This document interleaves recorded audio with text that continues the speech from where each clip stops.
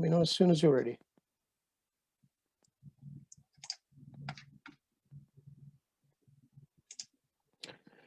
Assalamu alaikum and welcome everyone. My name's Mohammed. I'm with the Association of British Muslims, and today we bring you a conversation around the idea of servant leadership for the 21st century and what servant leadership is. We have with us a few friends and colleagues from different backgrounds. We've got Dr. Safi Kaskas, Sam Shropshire, Isa Alhaj, Dr. Malki, and a few other friends, including General Paul Nanson, the former commandant of Sandhurst. So the way we will do this is we will have short talk, short speeches by some of our colleagues, which will end roughly at about 10 minutes past 4. And everyone will have a chance to also then raise questions, and hopefully our colleagues, our speakers will answer. Give some answers out. So we will begin first of all with Isa Al-Hajj, because it's traditional when we have Muslim organizations together. Association of British Muslims is leading this, and we've got the Muslim Voice for Peace and Reconciliation, and also ICRA, which is the International Quranic Research Association, together. So it's very hard for us to get out of not having anything to do with the Quran. So first of all, we'll have a Quranic quotation by Isa Al-Hajj, who's currently in Mecca, and he will follow that with a short translation and what that is, what the verse is, and then we will ask Dr. Safi Kaskas to give his idea of what servant leadership is. So Isa Al-Hajj. Sisters, hello everyone. Do you want to switch your camera on, Isa?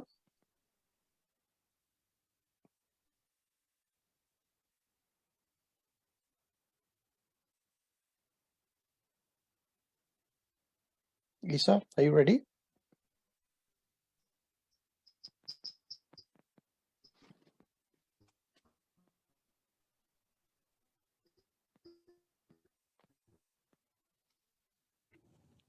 Yes. Okay. It's okay if you can't. Okay, that's.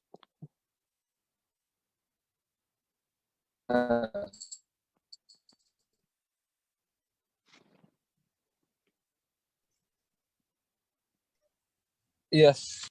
Yes, please can you give the Quranic verse or the quotation and also the translation, please, so we can begin after this.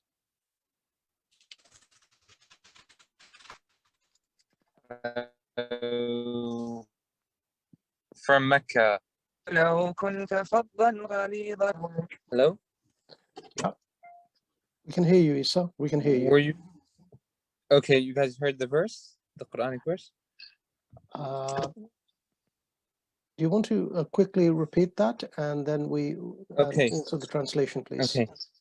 أعوذ بالله من الشيطان الرجيم فبما رحمة من الله لنت لهم ولو كنت فظا غليظ القلب لانفضوا من حولك فاعف عنهم واستغفر لهم وشاورهم في الأمر فإذا عزمت فتوكل على الله إن الله يحب المتوكلين.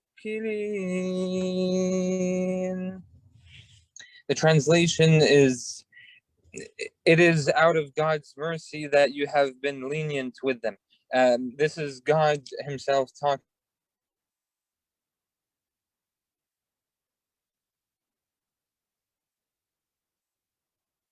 with the Prophet Muhammad, peace be upon him. So he is saying with them, rough-hearted, they would surely have scattered forgiveness. And take counsel from them. Involved on a course of action, place your trust in God. Surely God loves those who put their trust in him. Thank you very much. Thank you, Isa. Dr. Safi Kaskas, we're going to go to you for a short introduction on what servant leadership means or what servant leadership is to you. And then we'll move to the next speaker after that. Please, Dr. Safi, can you unmute? Let me unmute and we can begin. Can you unmute? Can you unmute, Dr. Safi?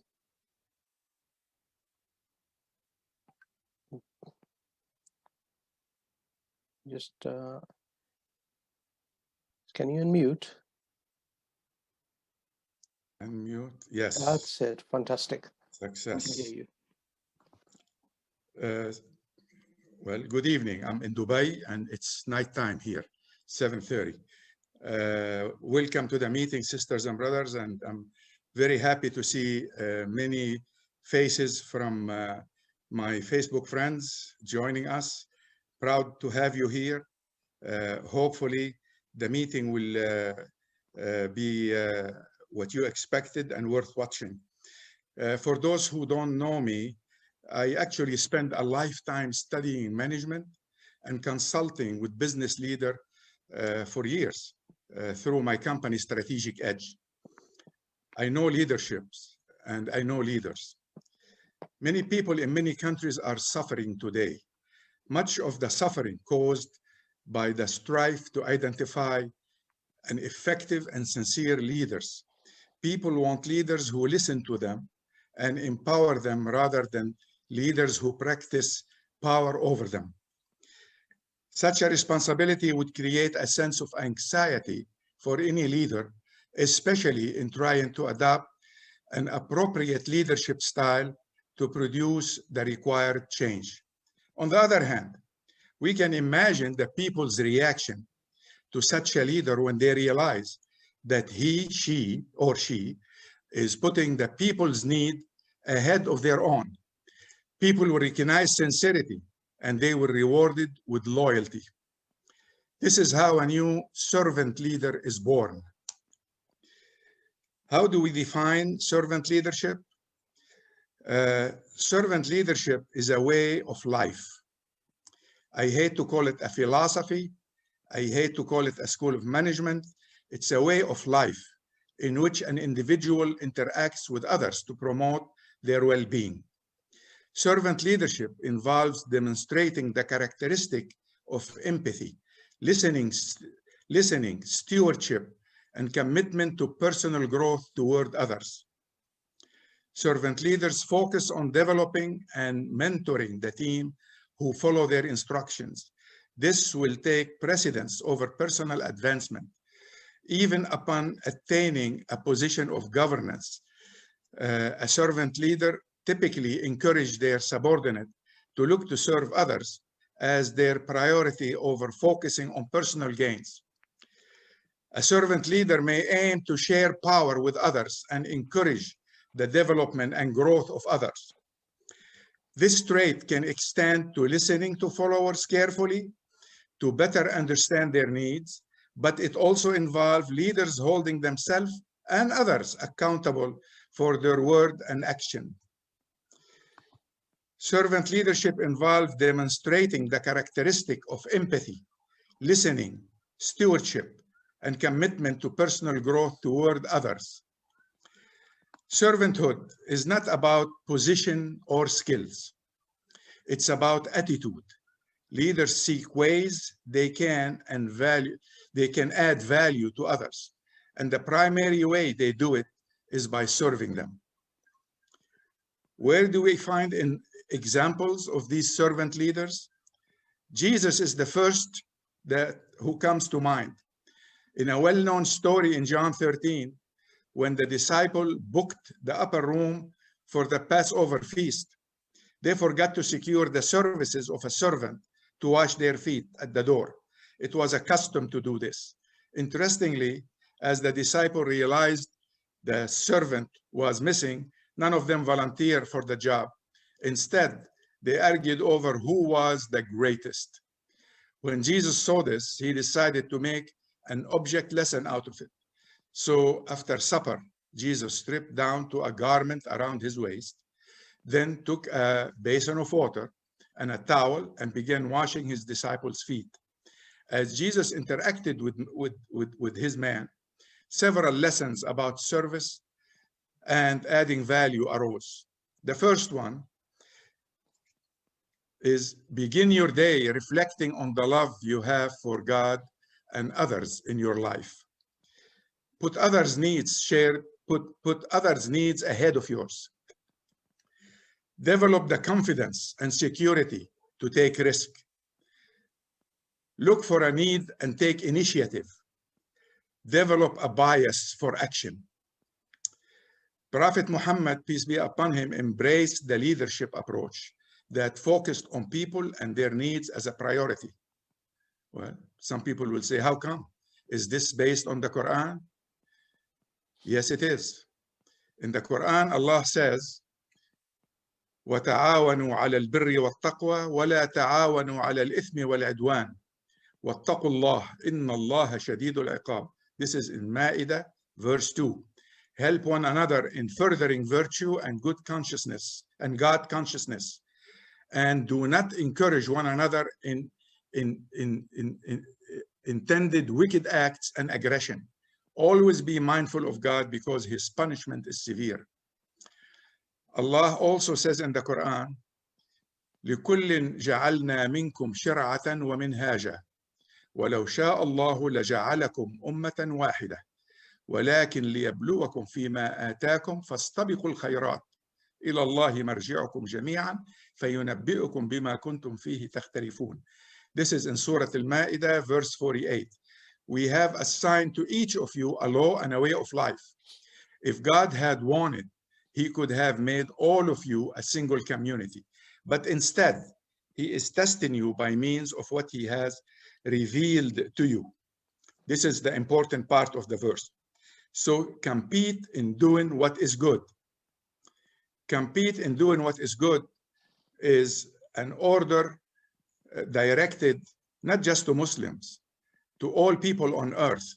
God is directing Muslims to compete with others in doing what is good. Doing what is good probably would be to serve each other, to try to be good to the community we live in, try to be constructive to the country we live in.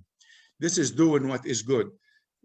Doing what is good in the Quran is defined as stewards of Allah on earth, is to build the earth and beautify it.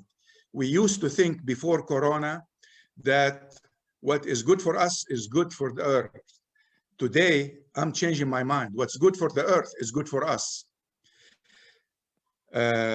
One hadith in particular underscored this message. It comes from An-Nawawi. Whosoever removes a worldly grief from a believer, Allah will remove from him one of the griefs of the day of judgment. Whosoever alleviate the lot of a needy person, Allah will alleviate his lot in this world and the next. Whosoever shield a Muslim, Allah will shield him in this world and the next. Allah will help his servants as long as the servant is helping his brother. In short, we need to translate our faith into action. We need to be the change we keep talking about. We need to serve because we need to be worthy of the values given to us in the holy books and in the Quran and the Sunnah and our beloved Prophet. I like to say a whole lot more about the subject. I'll stop right here because I think my 6 minutes are up. And thank you very much for listening. Dr. Safi, thank you for your words. Commitment to the other servant leadership model is not just about professional development and well-being. It's basically also the foundation of everything else that is based on when it comes to leadership. We're going to go over to Dr. Samuel Shropshire. Samuel Shropshire, can you unmute yourself, please, and say a few words? Okay, I think you can hear me now. Absolutely. I'm not doctor, I'm just Samuel Shropshire. And I want to talk about servant leadership in view of the needs in the world today. We have many young people today who are discouraged. I'm talking about Muslim youth who are discouraged with Islam. and Christian youth also, and Jewish youth. They're discouraged with their faith. We need to begin behaving as God intended us to behave. One thing I've learned about Prophet Muhammad, peace be upon him, is that he was an environmentalist. He was a peacemaker. He was an anti-war activist. He didn't believe in war, only war in the event of you were being attacked. Never war of an aggression. If he were here today, he'd be an anti-nuclear activist, because nuclear weapons and weapons of mass destruction kill us innocent people. They destroy houses of worship, religious buildings, which is illegal under Islam. We need to consider what the prophet would be in view of what's going on in the world today. He would certainly be an animal rights activist. He loved animals. He cared about even the ant and other animals that are around us. I've learned so much since I've been in Saudi Arabia for the past 10 years. And my heart has been overwhelmed with the misunderstanding of Islam that exists in many Western nations today. So what can I do to help Muslim youth regain respect for their own faith, and other people earn respect for God? We simply need to behave as the prophet would behave. We need to behave as Allah intended us to behave. And I'm very grateful to be here with Safi Kaskas. He's the one that brought me to Saudi Arabia, he and his wife Iman. And because of them, my life has been totally changed and moved in a different direction. So thank you, Safi. Thank you, Sam. Thank you. Thank you, Sam. And the thing is, it's the promotion of a sense of like community and respect. Servant leaders build strong communities within wherever they are.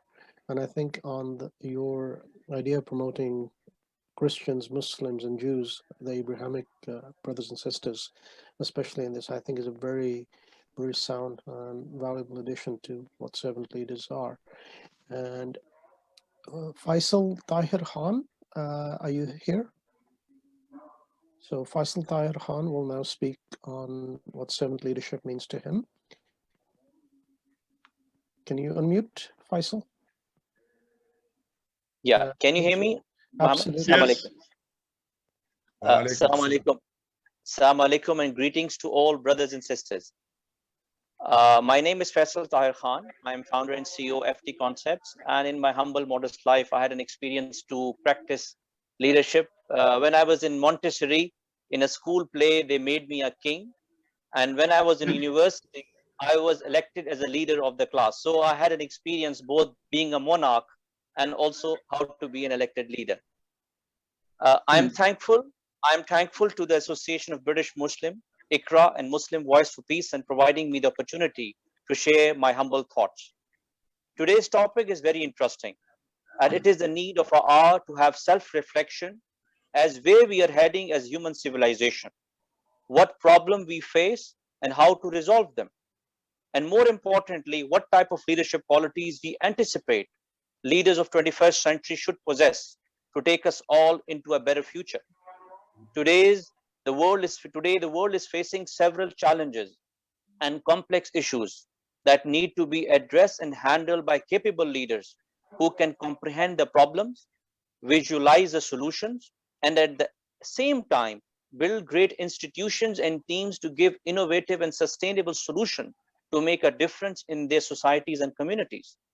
There's a great demand to build those leaders who have entrepreneurial and leadership qualities, who can lift the societies upwards and build great institutions to carry forward our societies and communities into a better 21st century for all.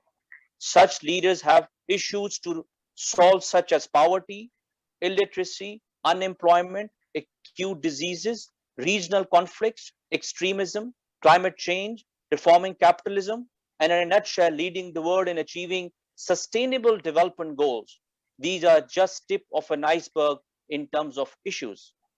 21st century brothers and sisters demand leaders and entrepreneurs both in public sector and private sector who have various skill sets such as leadership, management, in-depth knowledge of history, politics, emerging technologies, international relations, macro and microeconomics, development economics, business development, global cultures and customs, communications, presentation skills, writing skills, analytical skills, and so forth. In last few centuries, the world has seen different type of leadership, from peacetime leaders, wartime leaders, development leaders, religious leaders, social leaders, business leaders, and so forth.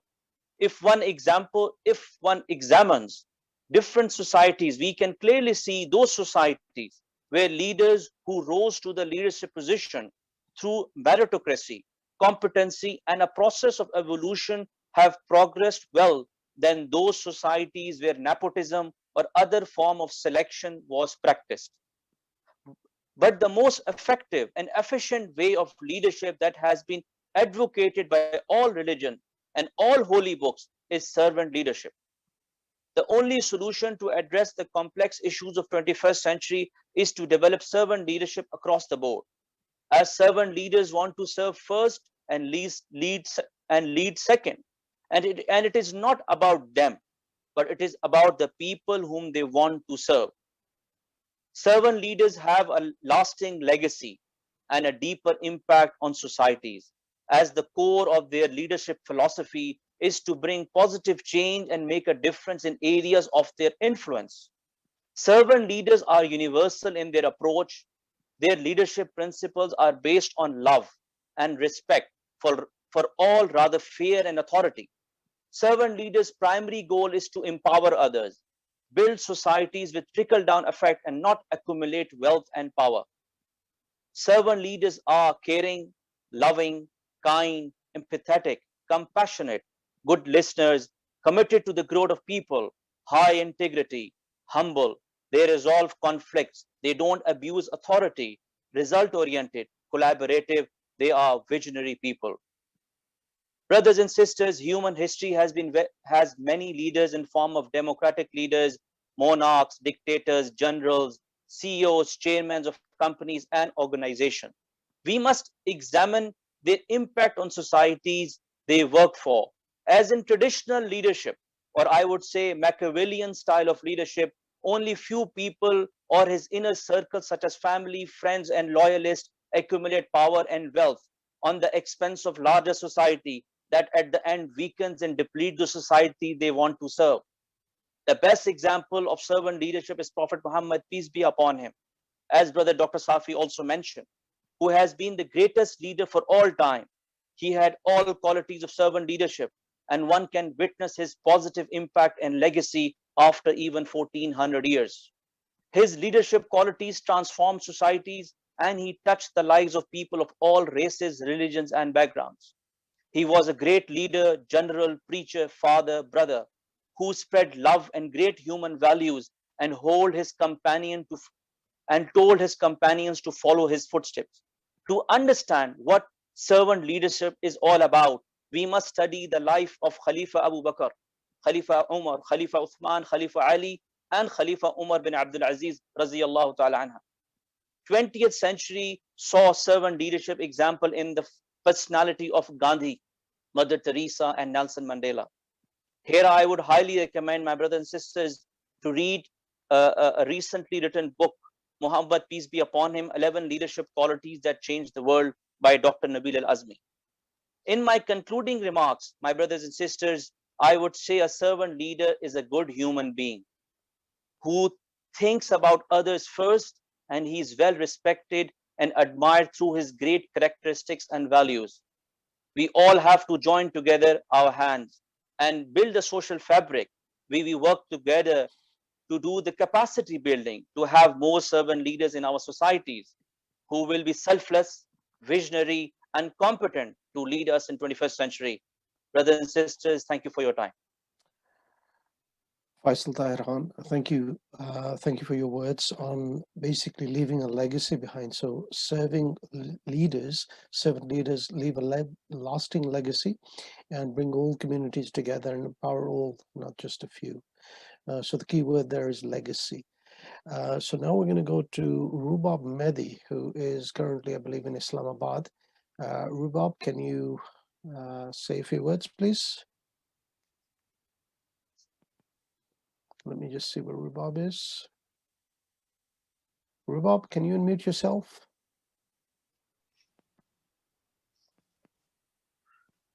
Hi, Rubab. Yeah. Yes, please. Yeah. Sorry, it wasn't letting me unmute myself. And I'm sure that it had nothing to do with you. Of course not. And it's an absolute honor and to be with yourselves and to hear the inspirational speech. I would like to thank AOBM and Dr. Safi Kaskas for the important idea and talk about an issue which is not at the heart of one community, but also all the different religious persuasions. As we know that in Islam, for example, most countries were meant to be welfare states, which is why we have the concept of zakat.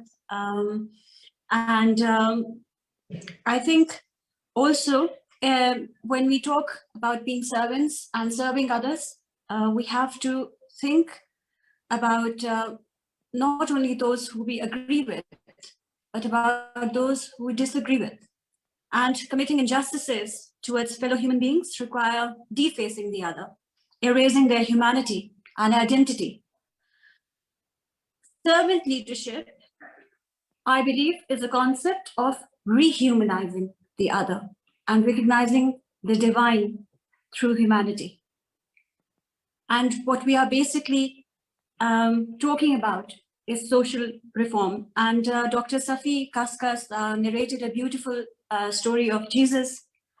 And Jesus calls us to love our enemy and pray for those who persecute us.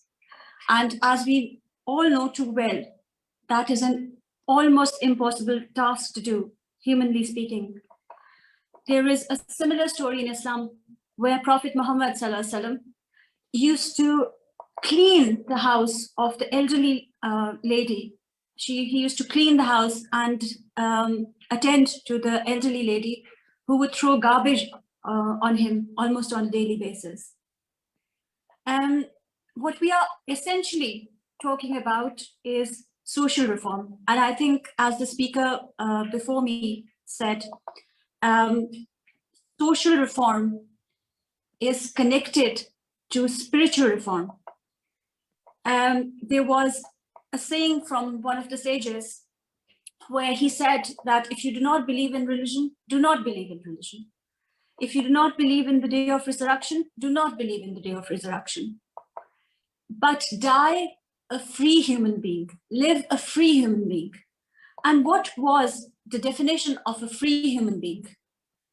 A free human being is somebody who is free from the idols within, the idols of ego, the idols of lust, the idol of greed. And if you are obedient to your own desires, to the idols from within, you cannot be a free leader. If you cannot distinguish between right and wrong, you cannot be a part of the social reform. Because if you have greed, you can be lured with money.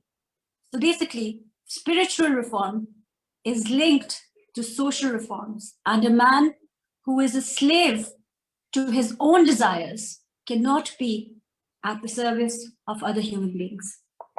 You need to be a free man in order to be a free leader and be able to serve others. And very quickly, leadership is meant to be inclusive of everyone. It has to be beyond religion, beyond caste, beyond color. And when we look at the Quran, we start from Bismillah Rahman Rahim. And Rahim is more to do with Muslim unity. But when we talk about Rahman, in the capacity of Rahman, we are talking about an all-inclusive God. A God that provides to those who don't even believe. He provides regardless to every being, regardless of their beliefs, regardless of who they are. It's the all-inclusive God. And from that word Rahman is the word Raham, which means the womb of a female. And if we think about it, the unity of humanity lies in the womb of a female. It lies in the womb of a mother. It is about time that their leadership and their rightful place in the society is also equally recognized. When we talk about, like I said, and when a mother, you cannot just be a mother to one child. When you are a mother, you look at every child, regardless of his color, caste, creed, as your own child. And that kind of leadership as nurturers, it has to be recognized. And very quickly, as I have discussed women on minorities, as Mohammed Abbasi said in the beginning as well, that we have to be inclusive. And we have the treaties of the Constitution of Medina, which were drafted by His Holiness. And they talk about equality, giving equal rights to the minorities. And that basically, if you look, because these days people do have an argument on what kind of leadership model or what kind of a formula a country should be led in. And if you look at the Charter of Medina, not only are the minorities being protected, not only is there a welfare state, and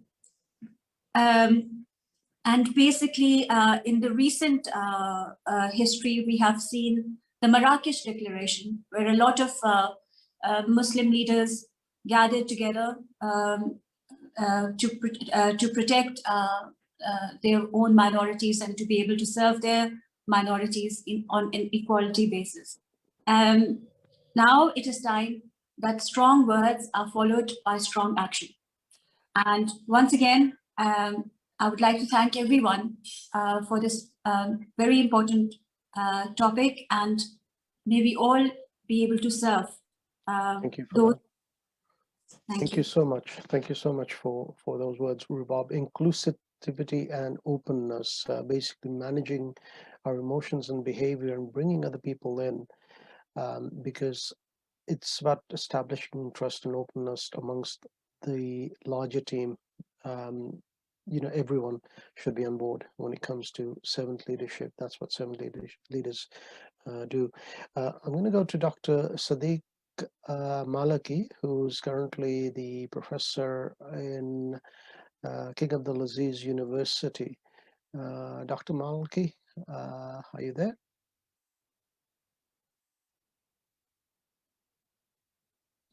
Okay, let's see. Yes, thank you very much. Thank you. Put me with this such a distinctive group, distinguished group. I don't want to say much. I think we need to think of actions, and I suggest that we see the connection between morality and leadership. You know, when Jesus initiated that thing, he was, morally speaking, being humble. And so we need the qualities of leadership that is related to morality to emphasize that. And of course, faith is the base.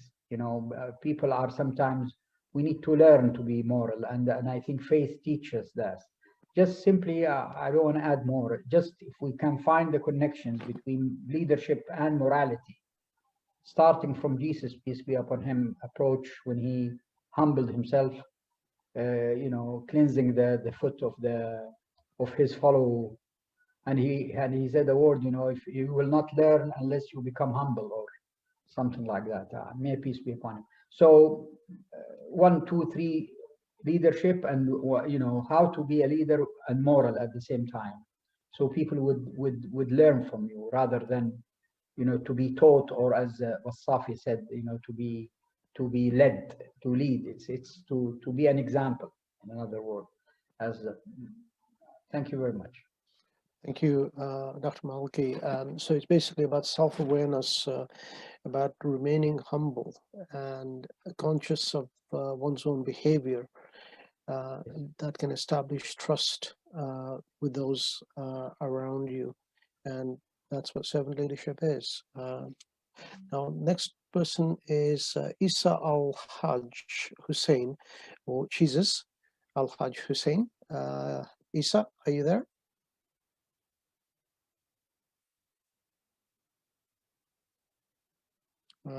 I think he's on his mobile. Let me just see if he's not here. We will bring Isa in a bit. Let's go to. Assalamu alaikum, Mohammed. He doesn't appear to be in the group at the moment, so maybe he's gone out of reception again. Yeah, so he's probably out of reception. So let's see. I'm going to go for Kutaiba. Kutaiba, are you there?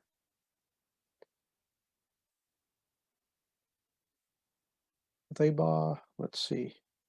Kutaiba is in a mask, and there you are. Kutaiba, it's your turn. Oh, I think I don't think I can be able to share much because I'm in Haram and it's too crowded. I can barely hear you guys. Well, show us the pictures. Show us the pictures at least. So that's good. And describe where you are, and then we'll go on to the next person. Sorry, I can't hear you. I was just saying, if you could show us the pictures of the Haram, and we'll go on to the next person. Don't worry. Show us some video footage for Baraka. Yes, sir. Yes, sir. All right. One, not just you, Haram, where you are, the Mecca and everything. Oh, so you want to see everything? Yeah, absolutely. So we have proof.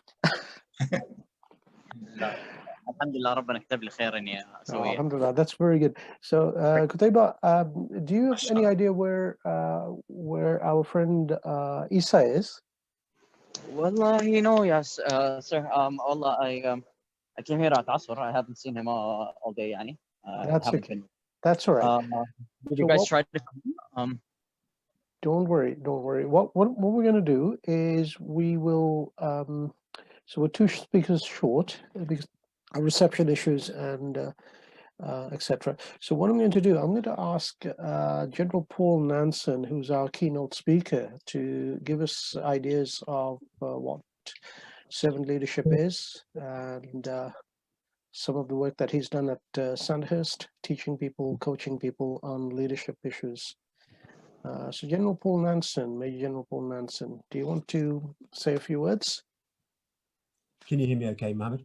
Absolutely, and you've got more time now because a couple of the speakers are out of reception, so you're lucky. Okay, great. Well, listen, thanks very much for inviting me to talk today.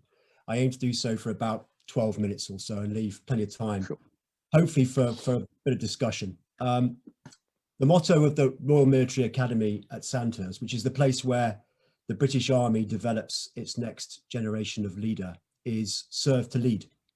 And for anyone who's been educated there or served there, it's a motto that is etched on our hearts. It's something that is ingrained on us throughout our training and stays with us throughout our army careers and beyond. But of course, it's more than a motto. It's a way of leading, a way that has stood the test of time and served leaders well for generations through the most demanding of environments. Serve to lead is all about servant leadership. It's about putting the needs of your people before your own, of leading through the power of your unselfish example. Now, Sandhurst would argue that serve to lead has stood the test of time, but is it fit for purpose as a way of leading in the 21st century? Well, most recently, it's not just military leaders that have faced crisis. All leaders at every level have been required to think carefully about their own leadership and whether it's fit for purpose. But even before COVID, we were talking about the 21st century being a time of increasing pressure on our leaders. In the military, we talked of an era of constant competition, where leaders would increasingly be expected to operate in an environment characterized by increasing complexity. Now, of course, this isn't new. History shows that change is a constant, but I think it's fair to say that the rate and pace of change is novel, and that rate and pace is only going to increase as we move forward through the century. So it's therefore safe to say that today's leaders need to embrace change, to be resilient enough to withstand its unyielding demands. And of course, it's a task made all the more complicated by technological advances which increase the availability of data and the need to find the right information that only adds pressure on the man or woman making the decisions. And of course, leadership decisions and actions are now more visible than ever, with those in the moment of making a decision scrutinized not just by those directing, managing and overseeing, but also by a host of media tracking events from afar. And finally, leaders are increasingly operating in an environment where traditional organizational boundaries are shifting and where a new generation of follower has different values and expectations requiring a different approach, especially if we are to harness the huge potential of diversity found in all of our societies today. So that's today. What about tomorrow? I think first there are the knowns, and we have already noted that change is a constant, but increasingly the rate and multidimensional character of that change is capable now of unhinging even medium-term strategic plans. It will affect all levels of leadership and drive re-rolling, ethical repositioning, and the new integration of technology. Leaders will need to become agents for change, be able to adapt to an increasing spectrum of influences.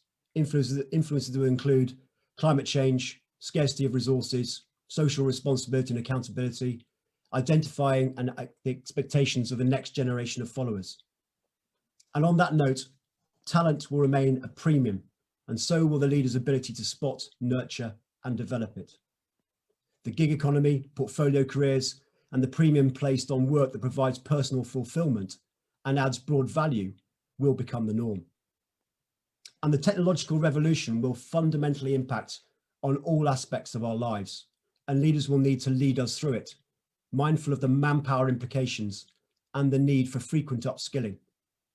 This revolution will increase the possibility of us all being disrupted into oblivion as old organizational processes and models are transferred onto rapidly expanding technological platforms.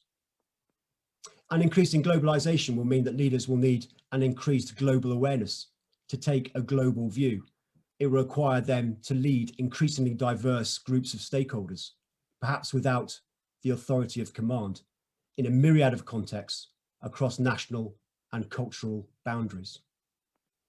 And of course, there are the unknowns that, as the COVID crisis has shown, will come unannounced, with the only certainty being there will be another crisis. And we must therefore do all we can to generate agile, flexible and resilient leaders able to respond and thrive in crisis. And COVID has given us an opportunity to learn some great lessons, particularly about leadership and organizational resilience. And it's up to us to ensure we turn lessons identified into lessons learned. But before we adapt our leadership to cope to the changes, we need to ensure we get the basics right. We need to ensure that the foundation is strong, the enduring nature. And that is what I believe Sandhurst does well. It gives us the foundation upon which we can adapt and evolve our leadership to cope with the next challenge. And based on that, and looking at those known challenges confronting us in the 21st century, I therefore believe servant leadership, serve to lead, is the right foundation to set us for success. So what is servant leadership? We've heard from many speakers already, but my own observations come from seeing it taught at Sandhurst for the last 5 years and experiencing it on operations around the world over the last 34. Today, I'm going to offer you 4 principles or guidelines or rules, if you like, for servant leadership, for the servant leader. The first is, be the person you would want to follow. Never has there been more of a need for truly authentic leaders. Firstly, the increasing pace of change we've talked about, coupled with the increasing spectrum of crises, means that generating a leader's legitimacy through bonds of trust will become increasingly important. Have we not seen in this recent crisis, those leaders who did the best were those that already enjoyed the trust of their people? They had that reservoir of trust banked before the crisis hit. Those are the leaders who gave their people confidence and hope.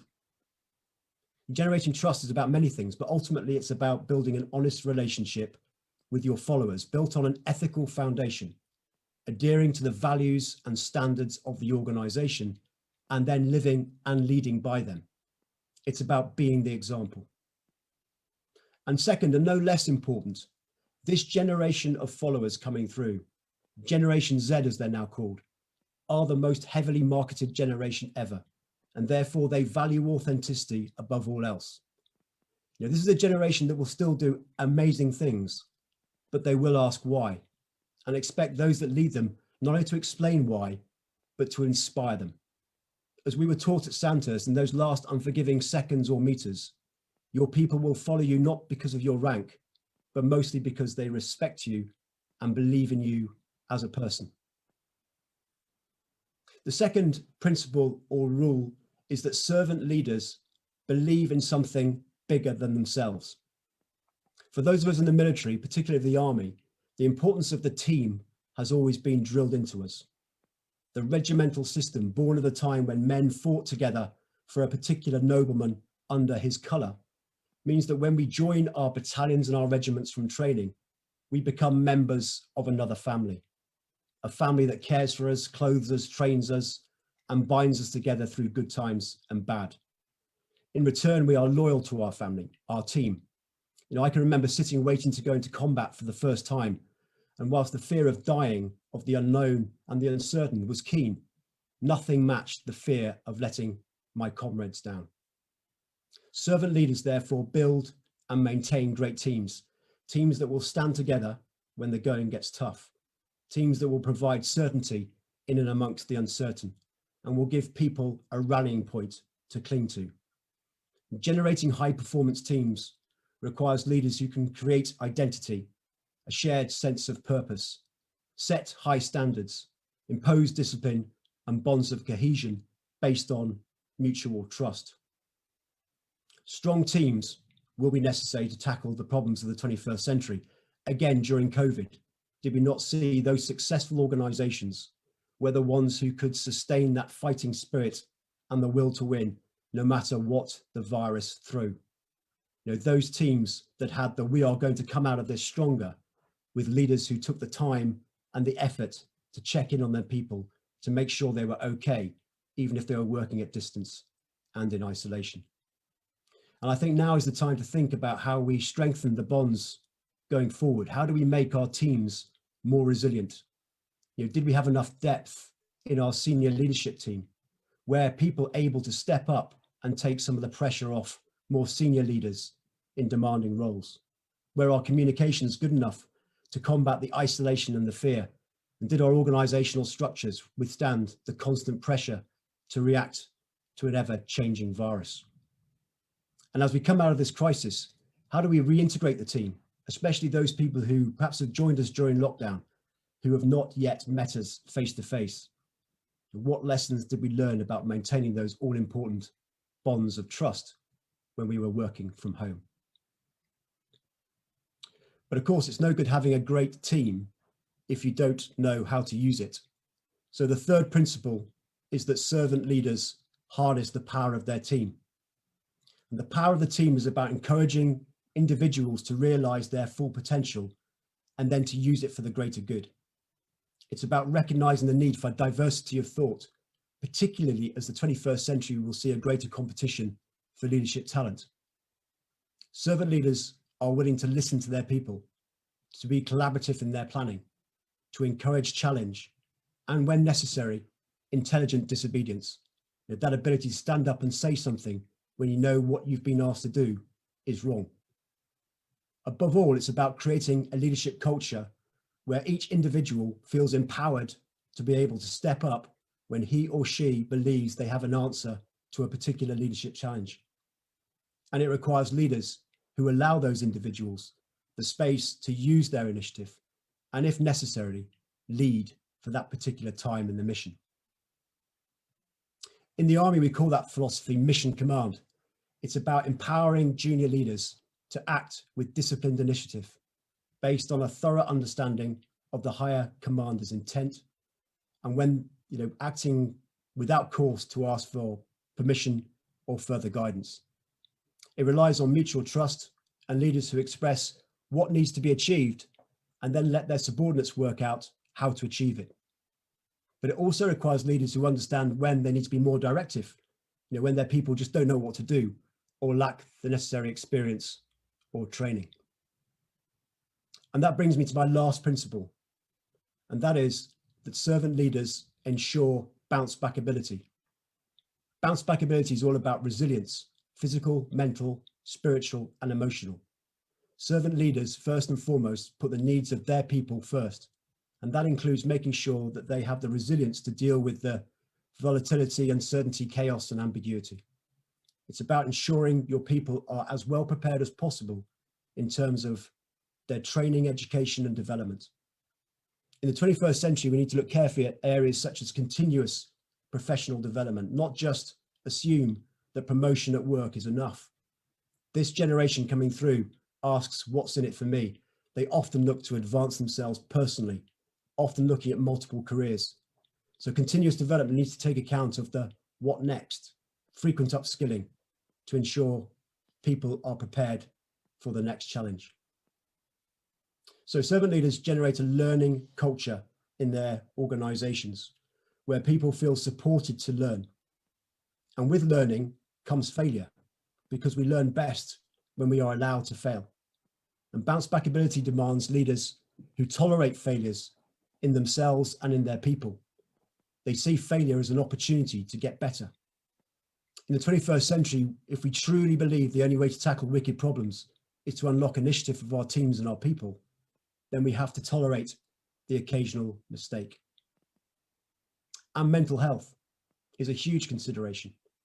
Educating and training our people to have a resilient mindset will not only help them cope with the stress, it will increase their performance. In elite sport, 90% of optimal performance is due to mental factors. And finally, in terms of bounce back ability, servant leaders ensure they put their own oxygen mask on first. That means ensuring your own personal resilience.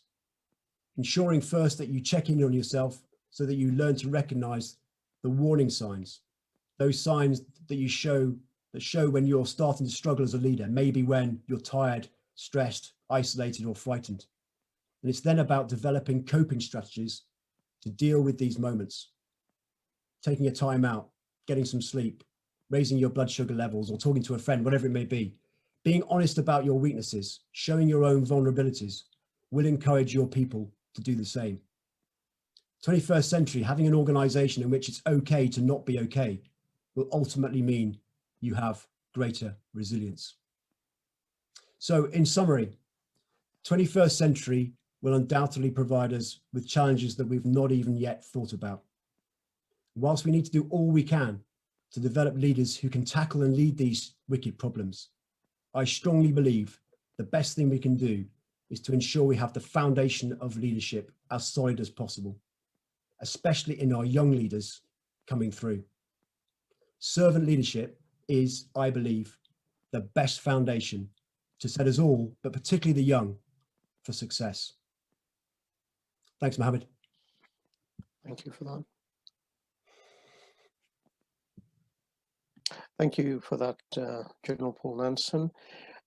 So what we're going to do is, let me just comment. I mean, 21st century leadership, 21st century has the opportunities that are immense, and that we must rise to the challenge. So servant leadership means resilience, strong decision-making skills, learning by using and developing one's own intelligence, being authentic, understanding that failure is an opportunity for growth. It's for an opportunity for learning and not throwing away one's or others' future just because of a mistake.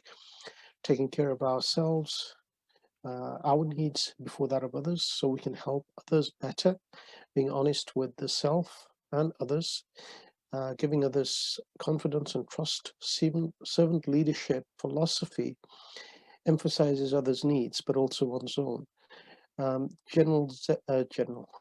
Generation Z basically will ask why. So they will ask a lot more questions. So we need to be prepared to answer their questions. A good leader will use their knowledge and experience to make a conscious choice in order to benefit others. It may not always be an easy choice, but a strong servant leader isn't afraid to make an unpopular decision at times or offer critical feedback when necessary. It also goes into emotional intelligence, etc. What I'm going to do is I want to see if we can open the floor for questions for our speakers. And if anyone has questions, would you raise your hand, please? Or let me know. It's, Wasim Khan, do you have a question? Okay, let me just open. Wasim, I'm just unmuting you now. Yeah, carry on. Wasim. Thank you very much. This is great meeting. I'm really much appreciate, and I think the organizers should be given credit, as well as, of course, the great speakers. Just 2 points very quickly I like to highlight, which was not too so far underlined so much. Dr. Kaskas, and I'm so glad to see him talk after what he went through. We were very, very concerned. So first of all, I'm so glad to have him talk. So and very relevant topic right now for. So he talked about in his whole presentation also about the attitude, and I have this book here called Community and Society. It's a very influential book. And known for nearly a century, Ferdinand Tönnies, the German author. This is an English translation. And he talks about 2 things. He talks about the fate of societies and cultures and civilization depends on 2 things. One is attitudes, and the other is institutions. Now, attitude is in one's personal hand, one's own control. And that is what Professor Dr. Safi Kaskas talked about.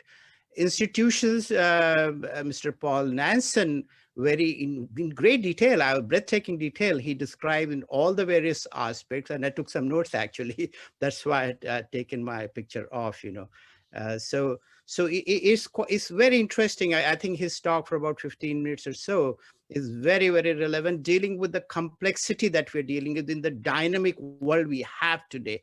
Everybody who has an iPhone or any kind of electronic device has access to the whole world, whether he's sitting on Mount Everest or wherever else, So my question really is to you, whether we plan to sort of institutionalize this kind of a talk and promoting like at a wider scale, so people at least become cognizant of the reality they're dealing with and the relevance of the kind of, this is really when you say servant leadership, it's really about an attitude predominantly, that what kind of attitude we are bringing into the leadership. Hey, you better follow me, or better you do X, Y, Z, or you will not succeed, or not at least in my organization, and so forth. That's what Paul Nanson talked about, that you're allowed to make mistakes and learn from those, and mistakes or failures are really an opportunity to learn, and so forth.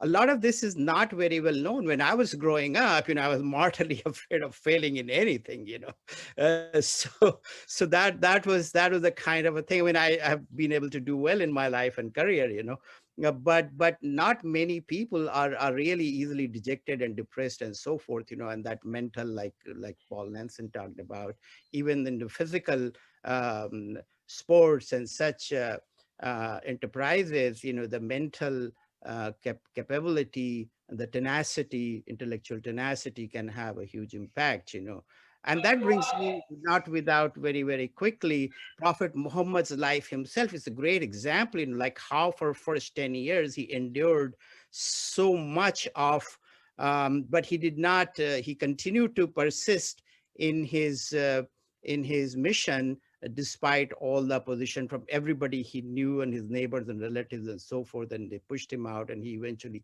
succeeded because of his persistence and his tenacity in his beliefs and so forth. You know, Gandhi is another great example, you know, that he also was always willing to admit that, you know, if I make a mistake, I'm more than willing to be corrected. But I'll stop there. My question remains, your plans, and I hope it will come up at some point, to continue with this enterprise and bring it down, institutionalize it was, I guess, what I'm trying to say, you know, institutionalize this kind of initiative into something more persistent and ongoing, and bringing it to the institutions like younger people, like college students and such, you know, people working from homes, you know, a lot of ladies who do not have access, but these days they can have a career without stepping out of their house. So that's a great opportunity for the productivity of the world all over, anywhere who has access to internet and such, you know. But thanks, I'll stop there.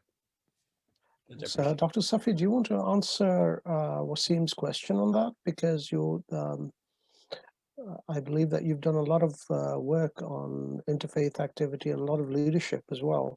And maybe after that, we'll go to General Paul Nanson, to respond to Wasim on that.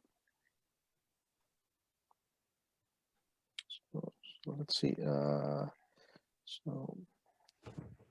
Okay, General Paul, do you want to answer Wasim's question on that? I absolutely agree. I'm actually passionate about trying to, you know, a lot of these leadership skills, 7 leadership skills, you know, I would put on the heading of life skills. You know, this is about creating a better approach, and I agree with your point on attitude. But I think getting it into institutions, particularly schools, you know, younger people, to set them for success has got to be a good thing. And I don't know what it is where you are, but certainly in the UK, I see very little evidence of that happening in schools. And it goes to your point on failure. And I do see when youngsters arrive at Sandhurst and they're, you know, 18, 19, 20, they just have no experience of failure. They've not been allowed to fail because of the situations they've been put in at school. You know, you can't come second in a race anymore in a sport. You can't, it's just, you know, wokeness, whatever you call it now. And so, you know, creating the conditions where they can feel safe to fail, it's all about strengthening themselves personally, but also strengthening, you know, resilience, mental as well. So I'm a huge fan of it. So long-winded answer to your question, I think, yes, it needs to be institutionalized. I don't know how, but organizations like this, you know, people coming together and talking about it has got to be a good start, and we can work it out from there. Fantastic. I was going to say General Safi, Safi Kaskas, Dr. Safi, do you want to respond for a bit? Yes, indeed. Thank you for participating with us, Brother Wasim Khan. I really appreciate it.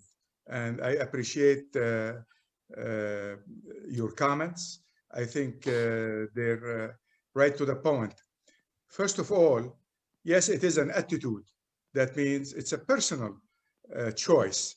And for people to choose to be servant leaders and to choose to serve others, they definitely have to have maturity, faith with maturity, not faith with the superiority complexes. I'm a Muslim, but I don't think, for instance, my religion is the only religion accepted by God. I see in the Quran that all these Abrahamic religions are from God. And in order for me to be a good servant to God and to his creatures, I need to be kind to all his creatures. I need to be kind to earth itself, because God entrusted me with it, made me his representative here. So yes, it's an attitude. To develop that attitude, you need to develop a particular culture. In my job as a business consultant, the hardest thing to change in a corporation is culture. let alone changing the culture in a nation, the culture in a place that where people grew up thinking they're one thing, and now you're coming and telling them you are servants. You need to serve each other. You need to be kind to each other.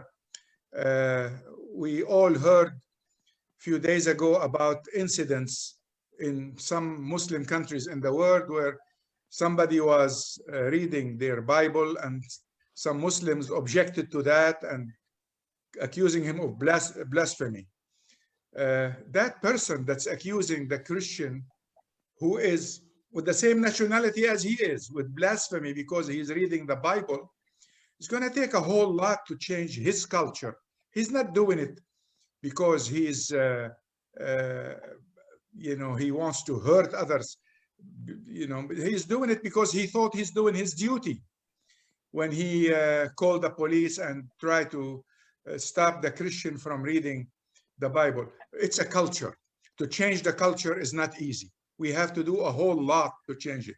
One thing I'm doing, speaking about it, you know, it's, I mean, every day I dedicate hours to Facebook because to use Christian language, it's my ministry. It's where I try to convey thoughts and ideas to my Muslim and Christian brothers. You go to my page, I challenge you to know who is Christians and who's Muslims. This is like 13 years of raising those friends up to that level, working with them with patience, working with them with love, working with them because they deserve that I work with them. They're a human being that God gave me as a gift, and I need to serve them.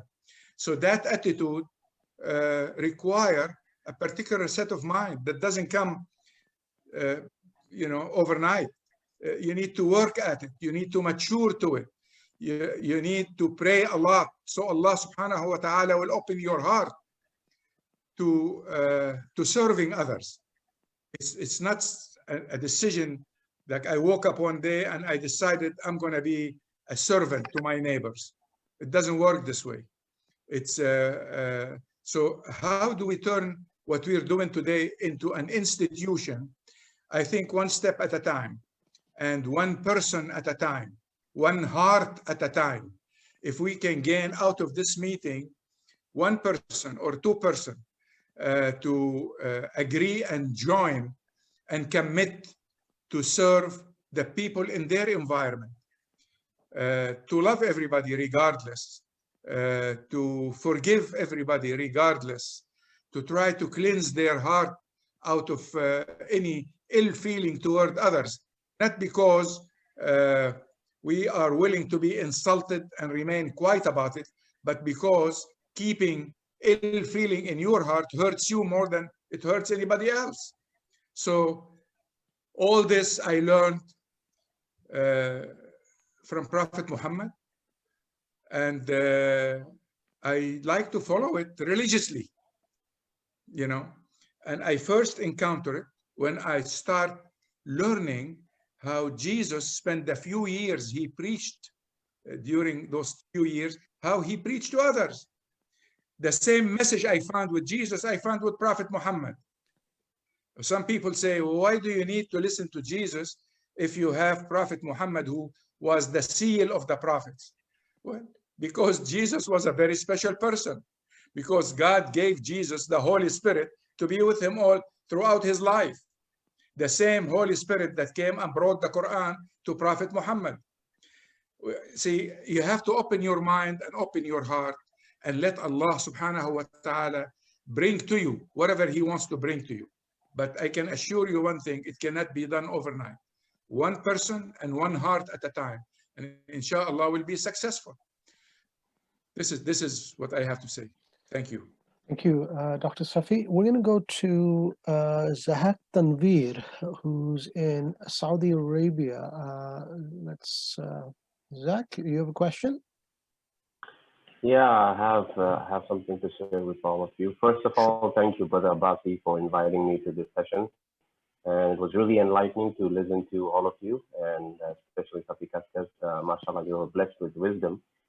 And about the question, what I want to say is, What I understand from the servant leadership is that a leader, he understands the challenges and the issues of the people, and he moves forward to bring more stability. And I have lived here in Saudi Arabia for more than a decade, and it's really commendable to see the changes and that's taking place under the Crown Prince Mohammed bin Salman under Vision 2030 to bring more power and stability to the people, especially the citizens and residents. But I see ignorance at a mass level in the third world countries like India and Pakistan, because I run a lot of Facebook pages, and I see a lot of hate reactions and comments from these people, and it feels like the people here they lack proper leadership, especially the Muslims. They don't have proper leadership. So what do the speakers here feel and believe that what should be done at the grassroots level in these countries to produce good and able leaders who can take them in the right direction? Who wants to answer that question? Doctor, okay, I was going to say doctor again, and my apologies. Samuel Shropshire, do you want to answer the question? Yeah, I've been to Pakistan 3 times now.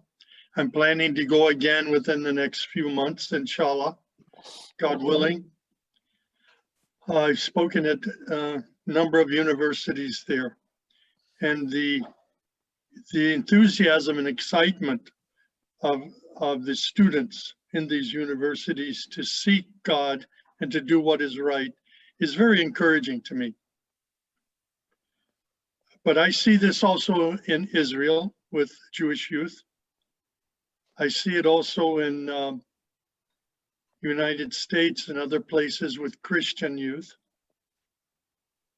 But for the most part, there is a religion that hasn't been mentioned here today. And it's the religion of materialism. Sometimes we see on a bumper sticker in my home city, Annapolis, Maryland, home of the U.S. Naval Academy.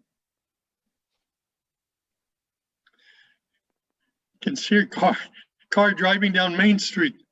It's got a bumper sticker on the back, and it's meant sort of as a joke, but I think we've taken it seriously now in the U.S. It says the one who dies with the most stuff wins. It used to be that 70 to 80% or 90, it used to be 100% students at the Naval Academy. This was back in the early 70s, attended church on Sunday morning. Now it's barely 20, 30% or less. It's the same for, I think we see this, people worship in shopping malls today. And they think if I can buy this or I can have that, that's what the advertising says, I'll be happy. I own this car. I have this laptop, this iPhone. Oh, the smiles on their faces when they're showing the phones in the advertising. We've got our priorities all messed up. We need to get back to the basics, to the motto of the Naval Academy, to the motto which talks about God. I've been here in Saudi Arabia now for almost 10 years. Jesus, Alhaj Hussein, and I work sometimes in prisons here. I'm the only American that I know of in Saudi Arabia that's got a permit to go in and out of prisons. I can go in and come out the same day. It's incredible. But I meet many Saudi youth, hundreds of them here in Jeddah. They're very enthusiastic to talk to me, but they're there because of drugs and alcohol. And, I ask them why. They say, because we want to be like an American. We saw it in a movie. There's no discipline in life. There's only desire to be rich and to do whatever makes us happy. What we think will thrill our bodies. God help us. And I need to be the example to these kids. We need to be the example. I was walking around the streets of Oslo, Norway, a few months ago. See many Muslim youth on the streets in Oslo. But I walk up close and I start talking to them and I see needle tracks.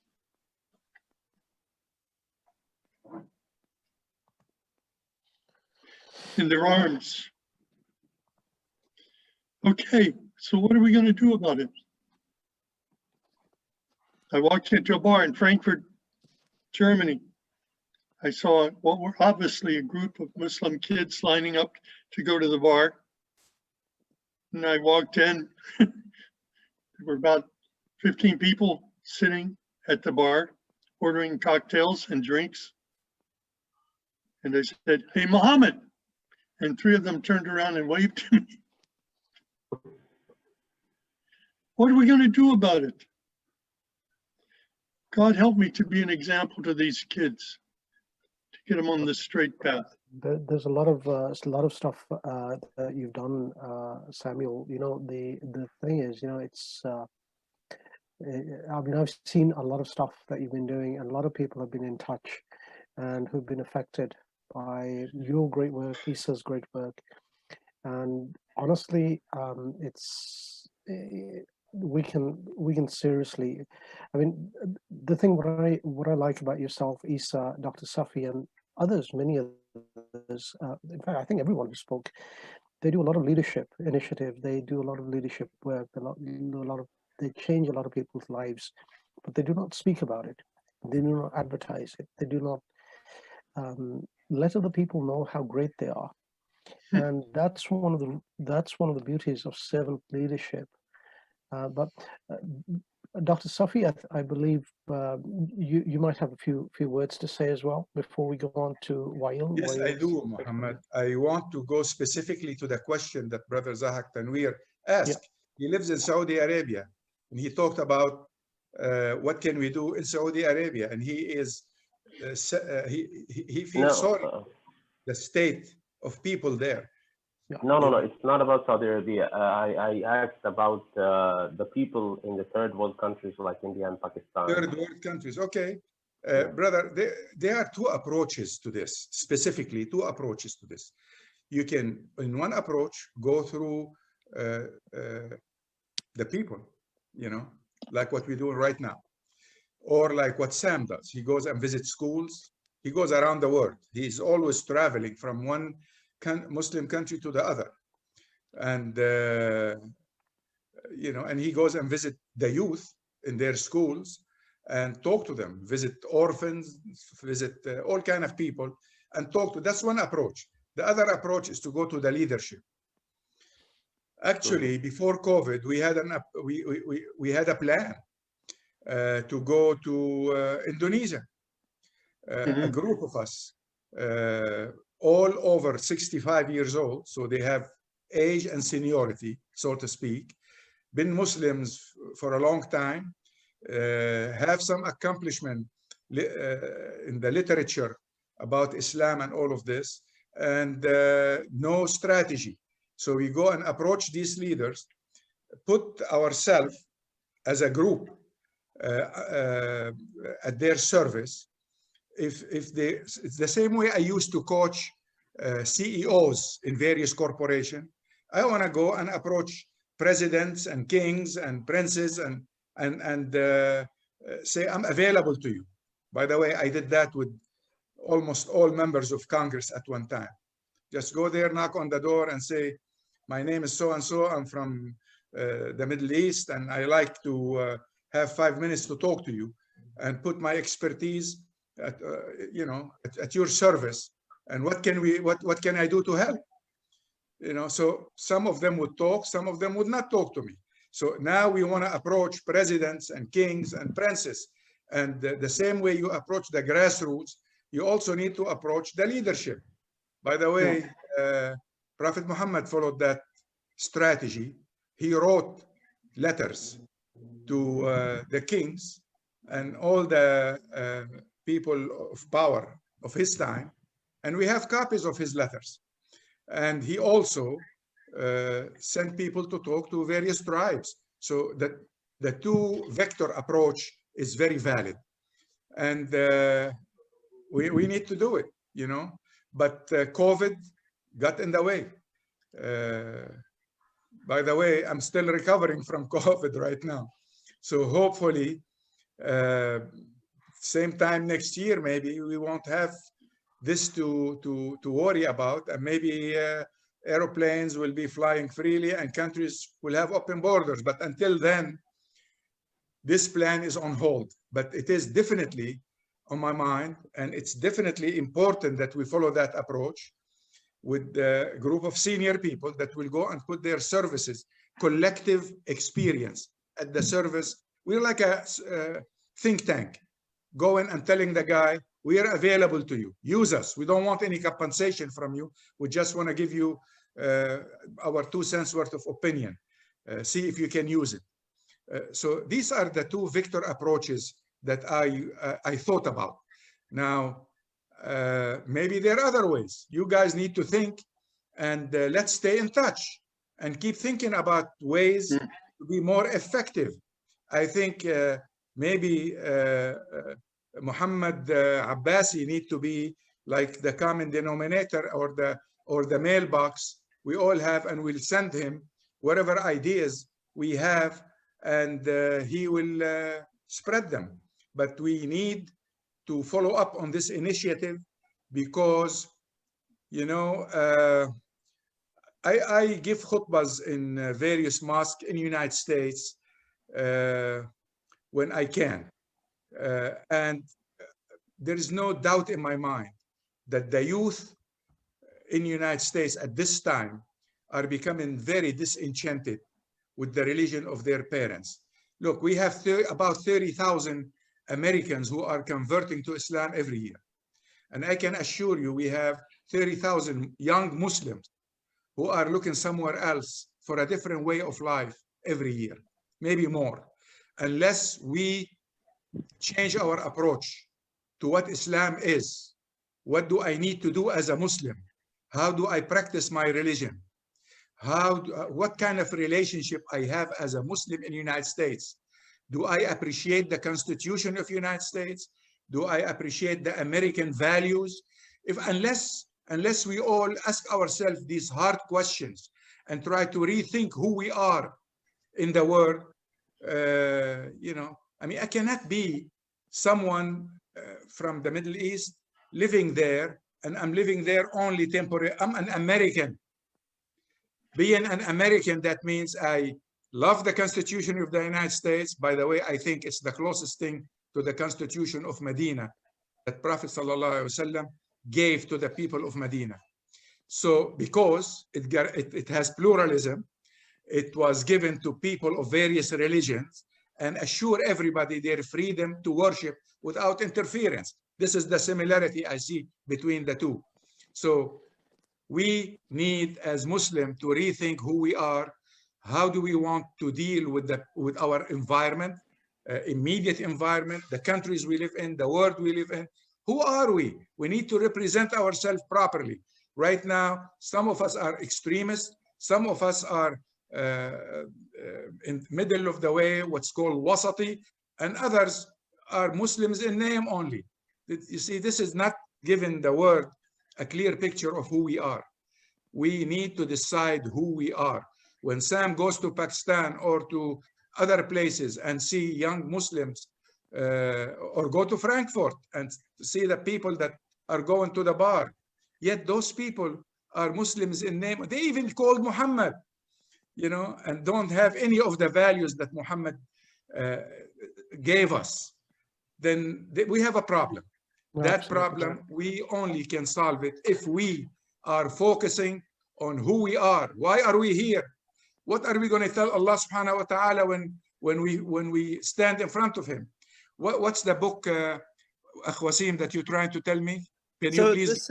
this is Dr. Robert Dixon Crane, Yes. A.K. Farooq Abdul Haq, Yeah. Bob Crane, my friend Bob Crane. Yes. And Yes. these are his notes. Yes. So I Thank got you. this published in. The point is the challenge and response, the shaping the future is what we're really talking about. The youth. It's a huge problem in the United States, the drug addiction, and many of these drugs, you know, and this was institutions which are promoting it. Many of those companies have gone bankrupt. Their CEOs have gone bankrupt. These are multi-billionaires, you know, who are promoting all these narcotics. And the problem with narcotics is once they become, so we have to get into the biology of it, you know. So there has to be an institutional approach to counter that problem. And it's not just merely the goodwill and so forth. And now this problem is percolating down the so-called Muslim countries or other countries, you know, whether it's India or Muslim, non-Muslim. Anyway, I don't want to. I'm so glad. No, it's okay. I'm so glad you brought up the issue of narcotics, Wasim. We had a Zoom conference on narcotics, also within the Muslim community a few days ago, and we're looking to have another one, a much bigger one, in about a month's time. And it would be great actually to have yourself there and also Dr. Safi and others to comment on that. We're going to go to Wail Sekali, who's put his hand up for a while and has been waiting to ask a question. Wail, I do apologize. Sorry. Let me just unmute you and then you can. Okay, if you can.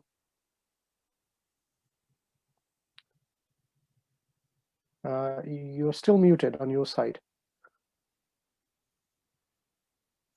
Good. I think. No, not yet. Unmute. Yes. Can I be heard now? Okay. Well, thank you very much. Absolutely. Can you? Thank you very much, Mr. Mohammed, for getting me in. It's been a pleasure, really. First of all, I mean, I cannot ask any question. I mean, this talk was so explicit by itself, so it doesn't give you any room to ask questions.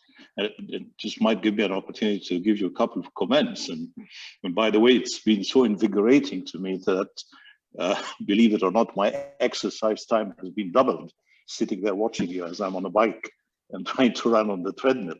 I was enjoying it so much that you doubled my exercise time today anyway. Briefly, I'm a physician for the past 50 years or so. And my very good friend and brother, Safi, whom I've known for years, has been there for me at the most crucial part of my life when I shook his hand and I said the Shahada at that time, a few years ago. Well, what really I would like to say is about servant leadership. First of all, I would regard this awful pandemic that we've been living, with all the tragedy that it brings and the disasters it's had, as an opportunity to learn and to practice servant leadership. And I think we've seen a lot of examples all around the world about how to deal with this. And personally, as a physician, you know, I've seen a lot of cases. I've seen how what people called us the army, the first line army, but it's not just us, it's everybody else at home or otherwise. I think it is an opportunity with all its problems and tragedies, as I said. The only if, between bracket, the grace of it is that we should learn how to serve others. One. Number two is really when you practice medicine, I would say, because this is my profession, as one should, then you really understand what is servant leadership. And you feel it. And once you are there and you feel it, the sense of inner peace and happiness that you get from it is so rewarding that it becomes your style of life. And I think once you do that, you would always do it. Those are basically my 2 points. I do not want to add on to others because really, I mean, practice it for once and get the return on it, and you see. Thank you so much. And my regards and thanks to all the speakers. I thoroughly enjoyed every part of this talk. Thank you for allowing me to be there. Thank My you. pleasure, Dr. Salki. Thank you for that. Thank you. Thank you for that. We're going to go over to Anwar Salim. Do you have a question, please? Anwar Salim? Yes, in fact, yes. As the gentleman just said, there's not much room for the questions. Many of the things have been discussed in different directions, mashallah. But my comment, or maybe you can consider it a question. We never talked about the root cause of what is happening. I think if I can share this, I was in a class and one of my students, a business student, asked me a question: what should be the distance between the employee and the employer? As Mr. Kaskas was talking about his experience as a business consultant. So I said the same distance you have between your head and your foot. And everybody, got so angry with me and said, in Islam, everybody is equal. And I said, if that's the case, then why don't you walk in your head for 15 days? I think the root cause is that a society has got those who are bearing the very weight of your society, and they're supposed to be treated in the best possible manner. I showed them my foot and I said, listen, I'm wearing a 3,000 rupees worth of a shoe, and I take care of my feet and I wear nice socks, and I make sure that I don't get hurt by a bad shoe. So my point is that where the humanity has gone wrong is that there are people, those who are meant or their job is to basically manage without hate or love. And you cannot hate your right leg and love the left one, or the right arm or the left one. I think the root cause, which hasn't been discussed here, has to be brought into picture, and that is that in every society, strategic, tactical, or operational, all three tiers, the tactical and operational, always look towards the strategic tier. So I would say leadership, service leadership, is all about making sure that there is a transparency between the vision and the mission of the S tier, which basically want to make the two tiers do what they want them to do. So you cannot move if your 1% people of wisdom and solution are not there.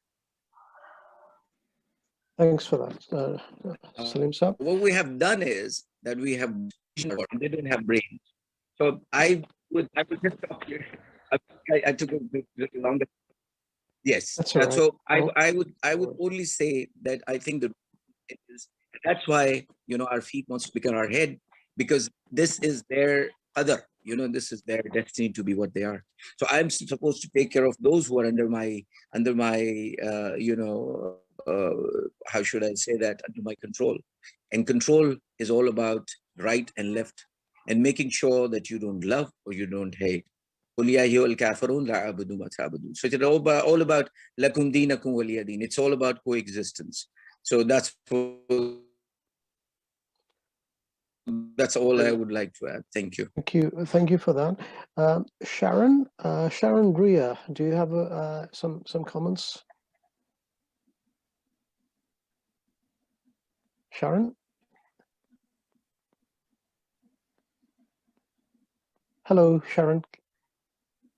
Sorry, I was just trying to turn my camera on. Sure. Basically, what's been discussed was, and it was just a few things I'd like to add on to this. All religions, right across the board, operate from the place of love. And as a mother loves her children, as Rubab says, we love everybody. When a baby starts to learn to walk, their parents or parents will allow them to fall numerous times before they actually succeed. That's their first experience of learning through failure. During the next number of years, their values and beliefs are formed. So work has to start from birth, where we teach our youth, no matter what race, religion, culture, or creed.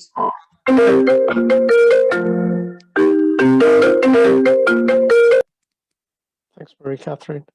To learn to lead themselves, because you can't lead anybody without learning to lead yourself first. That's one of the things I picked up. Also, you learn to lead through vulnerability, because by opening yourself to the people that you're leading, you allow them to, you gain their trust, their respect. I'm working both in the UK to get reforms in from birth up, but I'm also starting work in Pakistan and other third world countries or developing countries. And everybody that knows me knows that I intensely dislike the name developing countries, because we are all developing. You work from the bottom to the top, and you work from the top to the bottom to create the change. The only way you can create change is by educating, informing, and empowering people. And you can only do that by actually working with everybody. You have to have belief in your team, and the team have to have belief in you. I never ask any member of my team to do anything that I wouldn't do myself. I lead by example. And when you look at resilience, bounce back ability, when you look at everything that General Paul Nanson said, that is the key to servant leadership. But again, when you're working with every religion, every culture, right across the world, like I do every day, it's courage, integrity, trust, belief, respect. Laughter comes into it, but most of all, love. Thanks And for that. that's what I wanted to say. Thank you for that, Sharon. Really appreciate that. And on the issue of resilience, you mentioned the word resilience. We've got Brigadier Faisal Hussein. He's with the Integrated Resilience Network in Pakistan. Brigadier Faisal, do you have a question or comment, please? Thank you very much, Mohammed, for inviting me to this August forum. And I'm enlightened by the speeches by different source person speakers. And I appreciate the way they have covered all possible aspects about leadership. I would like to highlight as a comment 3 aspects. First, the institution which has been talked about in Islam, this very concept, this very title which we have of today's webinar has been given as an institution in Islam. It says, Sayyidul Qawmi Khadimuhum. The leader of the people is their servant. This institution has been outlined by Prophet Muhammad, may peace be upon him. So this is an institution, is available, and we need to pick it up and apply it wherever we can. This is one aspect which I would like to highlight. Second aspect of servant leadership, which I have found, and I would take inspiration from the life of Prophet Muhammad, may peace be upon him.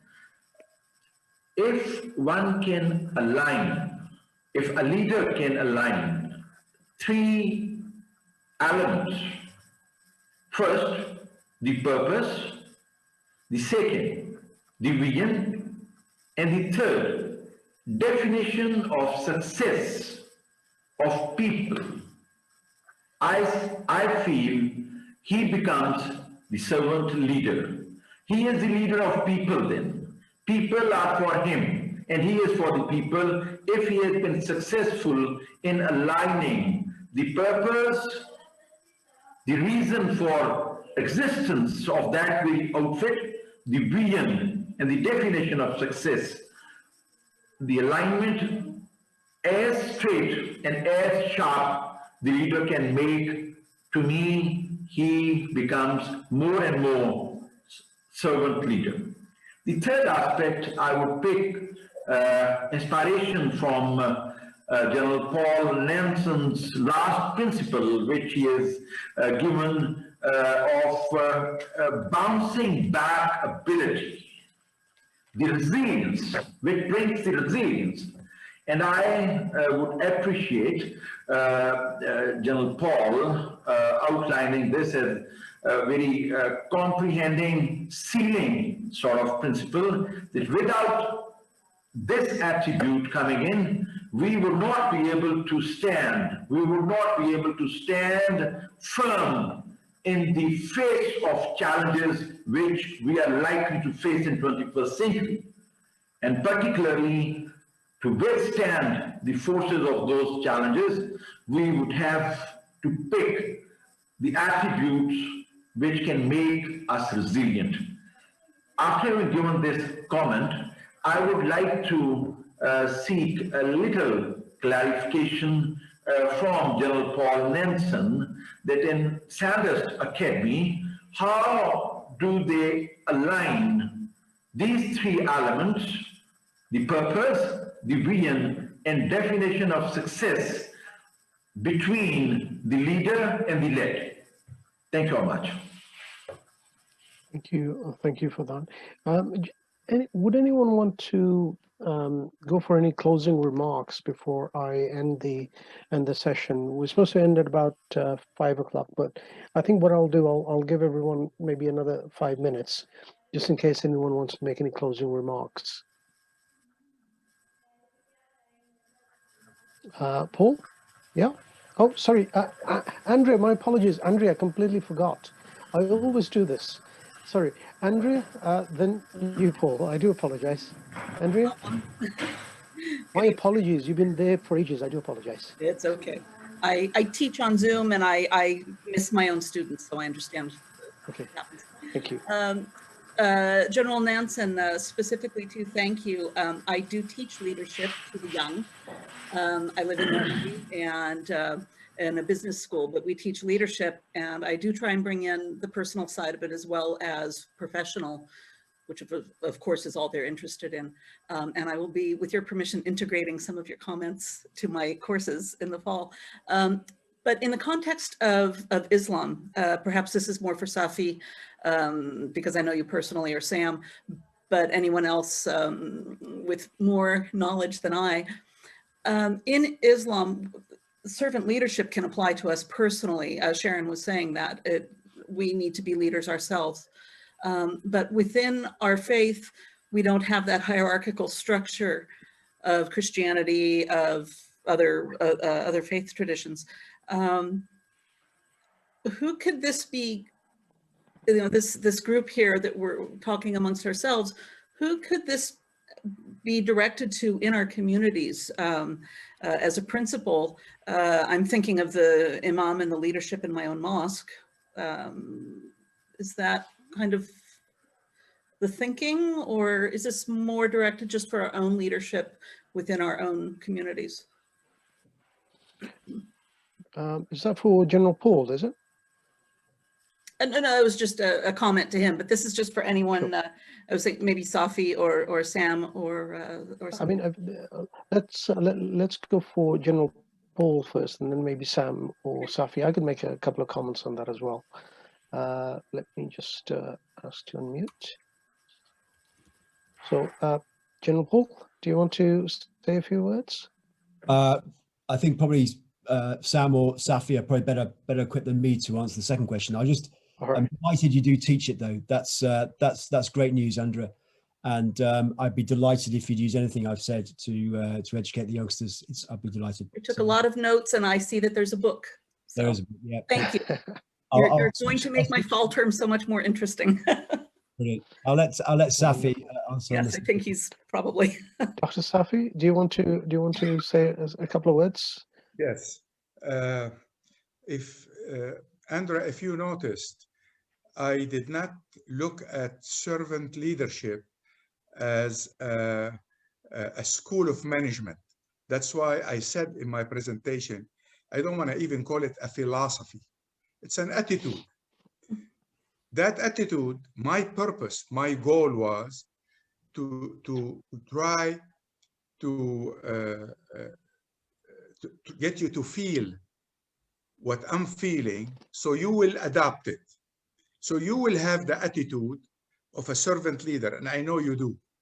So it is what we're doing here is not necessarily for those who are in position of power.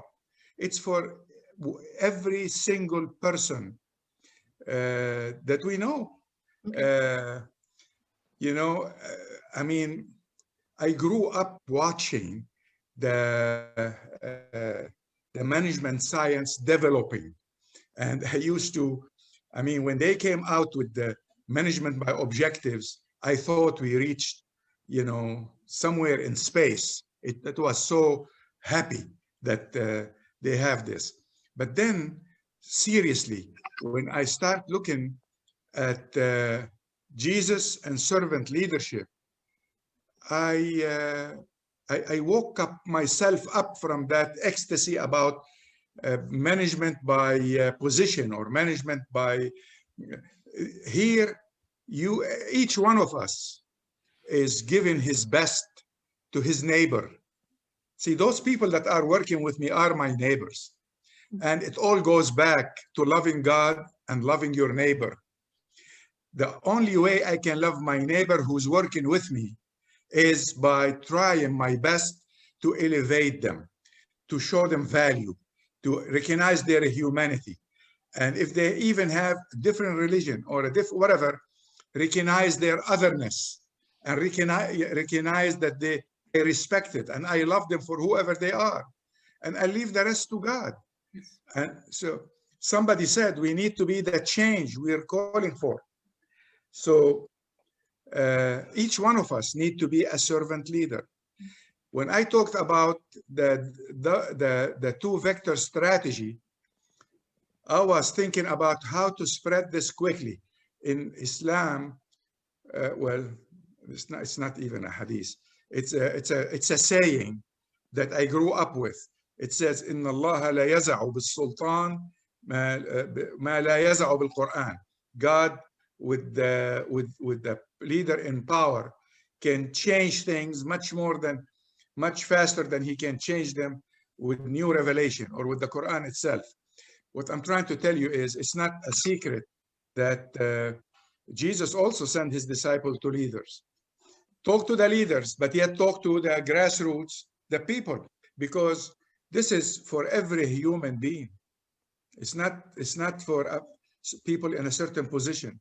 It's for each one of us, you know, starting with myself and hopefully trying to infect other with this service virus, if I can call it that. That would be a good virus. Well, you're infected already. Yeah, I can see that. Thank you for that. Your fault. Thank you. Thank you so much for that. Thank you so much.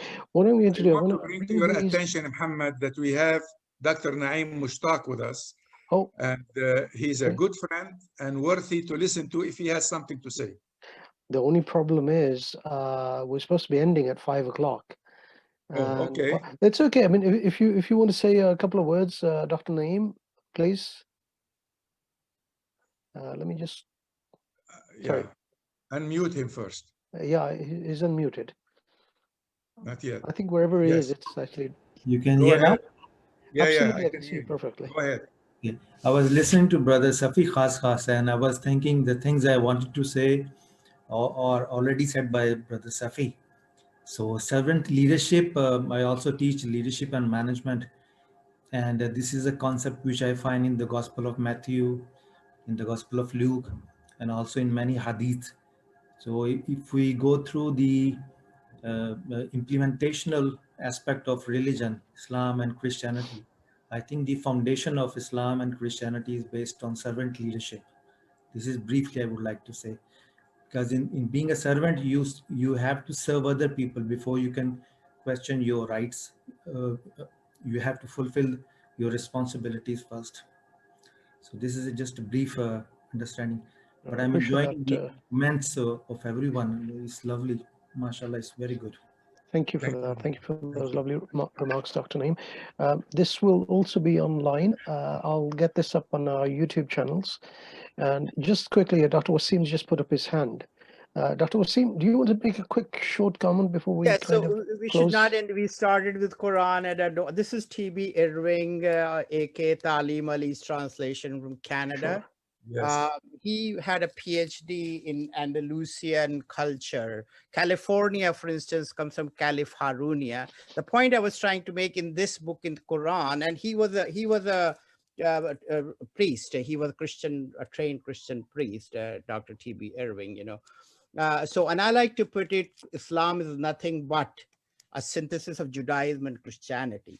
And there is nothing in this book that is not there in Old Testament and New. And in fact, if you look at it, the servant leader example, in this book, Moses is mentioned 80 times and Jesus is mentioned 27 times. Muhammad is mentioned only 3 times. There is an entire chapter on Mary, the mother of Jesus, who's considered the noblest and most honorable woman in the entire universe, not the world. You know, it's not Muhammad's mother, his daughter, his sister, his wife. It's Mother Mary in the chapter named after chapter number 19.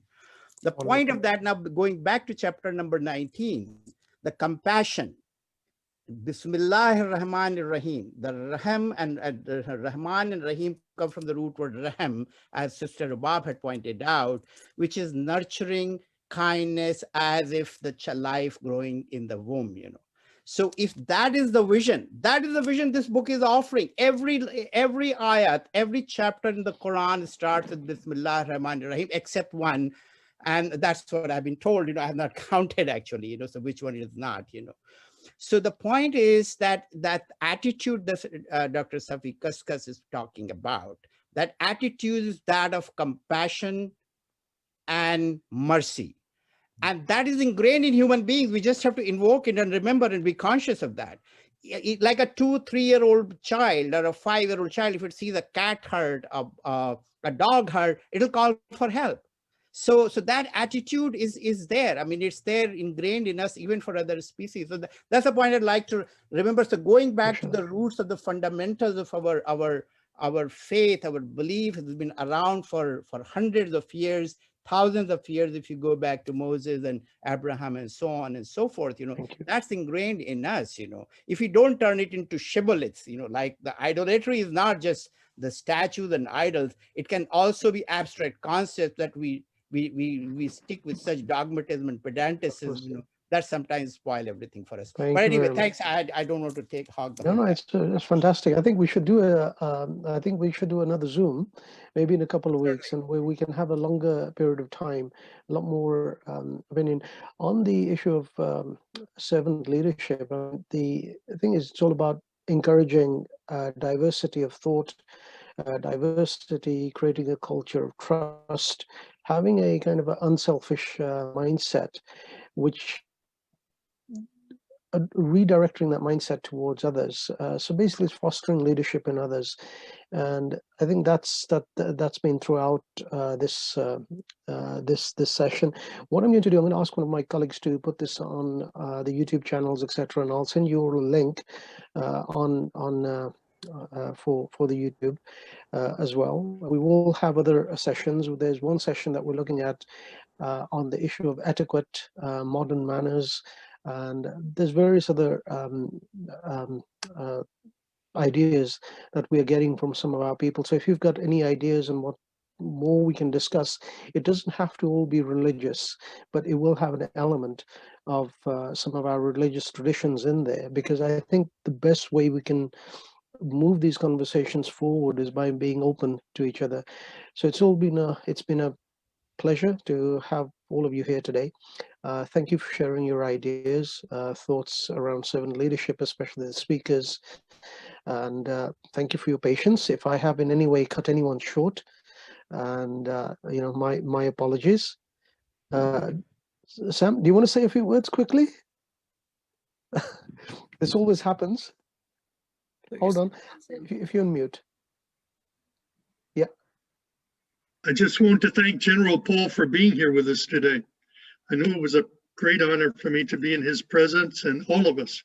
And thank you, dear friend, for assisting us with this discussion. No, thank you. No, especially Paul, yourself, Dr. Safi, Isa, Dr. Sadig, and others. We do this because we want to learn from a diversity of thought, diversity of opinions, and there's a lot of expertise within this group. And General Paul was the focus of this conversation, because the idea, serve to lead, came from his military academy, and it's kind of stuck in my mind and many of the others. So maybe I can also put you guys in touch by email, and please feel free to contact each other. And let me just so basically there's another comment from someone coming through, but I can't ask you that because that will take a long answer. So my apologies. I'm not going to mention the name. But it's an honor to, be among such accomplished individuals and be able to listen to all of your perspectives. And if you can message or email myself or Paul Saladin Armstrong for any ideas or any comments on this, we would really appreciate it. And thank you again also to Zach Tanveer, especially for you joining us and giving us support online and through your work as well. Thank you, everyone. Assalamu alaikum. God bless you. Thank you, Mohammed, for putting all this together, and thank you to General Paul Nanson, Dr. Safi Kaskas, Shropshire, and everybody else who's took part. As Mohammed said, there's so much expertise and experience here, and we really appreciate you giving up your time for this and sharing that with the people who are tuning in. Thank you so much. Have a lovely evening. Assalamu alaikum. Thank you. Assalamu alaikum. Good day. Assalamu alaikum. Bye.